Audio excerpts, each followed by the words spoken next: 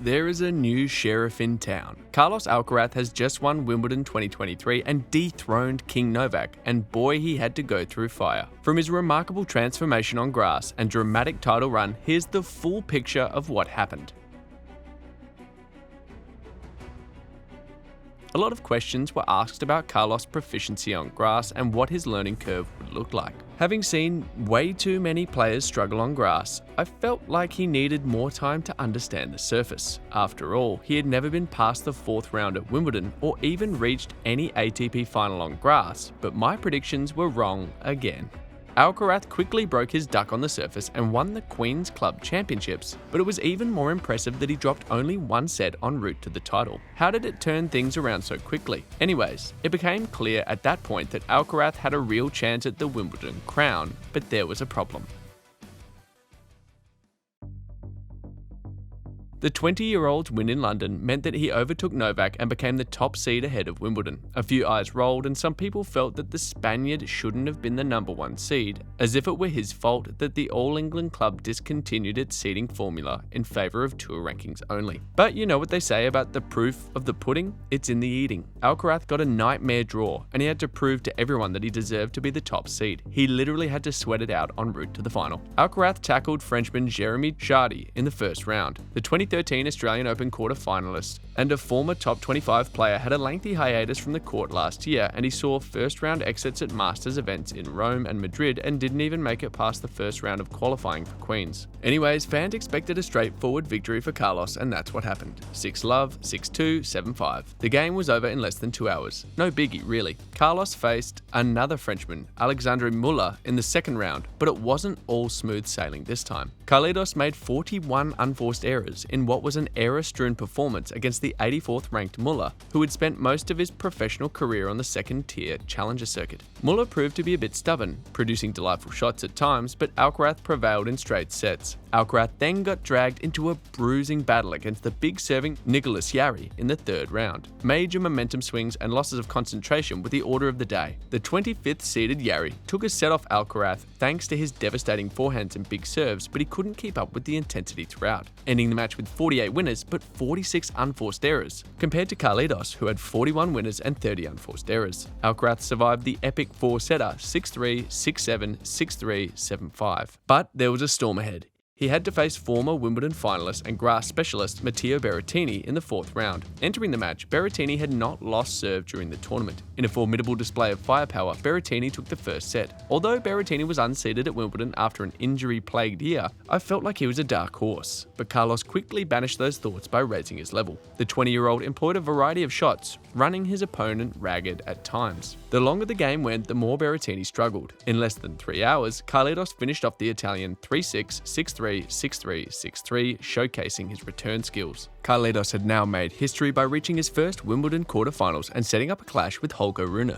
The 20-year-old Dane is only a week older than Alcaraz, making their matchup the lowest combined age for a Wimbledon men's quarterfinal from the professional era. I'm starting to feel old these days. So, Rune and Alcaraz had played doubles together when they were 14 and had now grown to possess destructive shot-making ability. It promised fireworks, but didn't quite turn out to be what we expected. With both of them being two of the most talented players on tour, I personally felt like we were in for an entertaining 5-setter, but unfortunately for neutrals, Carlos dispatched the world number 6 in straight sets. In the opening set, a ton of nerves was on display, and both players wasted chances on the return, but the world number 1 Alcaraz finally had the big answers in the big moments, and after that, it never looked like he was in trouble. 7-6, 6-4, 6-4. Alcaraz had become the youngest man to reach the last 4 at SW19 since a then 20-year-old Novak Djokovic in 2007, but the third best player in the world was waiting for him in the semis. It was Carlos' toughest test on paper against the 2021 US Open champion, who was also looking to make his first Wimbledon final. Again, Carlos made light work of the Russian for the second time this year. He exploited Medvedev's game plan of maintaining a deep court position. Carlos served and volleyed to great effect and mixed things up with his usual dose of drop shots. The top seed blasted 27 winners and broke Medvedev's serve 6 times to end things in 1 hour and 50 minutes. 6-3, 6-3, 6-3. The stage was set for the final. We got what we wanted, a rematch.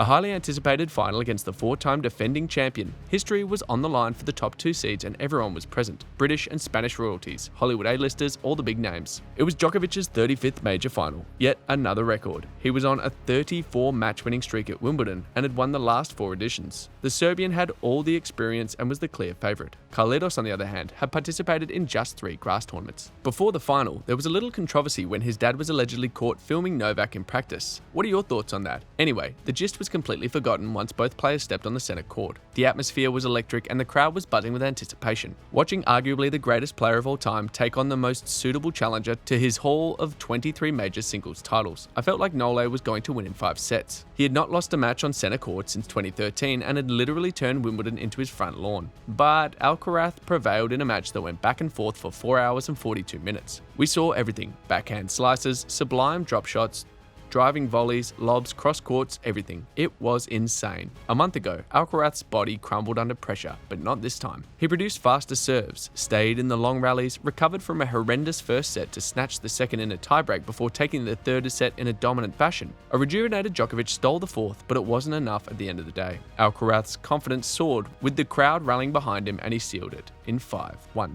7-6, 6-1, 3-6, 6-4. There were no signs of fatigue this time from the Spaniard, who produced 66 winners compared to Novak's 32. For those who might not really understand the gravity and significance of Carlos' win, the numbers might help you. Alcaraz became just the 5th man in the Open era to win multiple major titles prior to turning 21. He is also the youngest men's champion at Wimbledon since Boris Becker in 1985 and the 3rd youngest overall after Boris Becker and Bjorn Borg. He is the first man other than the Big Four to win Wimbledon since Lleyton Hewitt in 2002. Folks, that's a 21-year stranglehold broken. Alcaraz is the first man born after 1987 to hold more than 1 major. Alcaraz is the first man to beat Djokovic on centre court since 2013 and the second to defeat Nole in a 5-sets Grand Slam final after Andy Murray did it at the 2012 US Open. Carlos has begun his 29th week at the top of the rankings, and it just makes you wonder what the future holds. How far does he go from here? At this point, it's almost impossible not to compare Carlos Alcaraz with the Big Three and talk about what the future holds. Even Novak had this to say.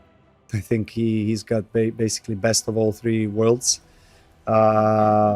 He's got this mental resilience and really maturity for someone who is 20 years old. It's quite impressive.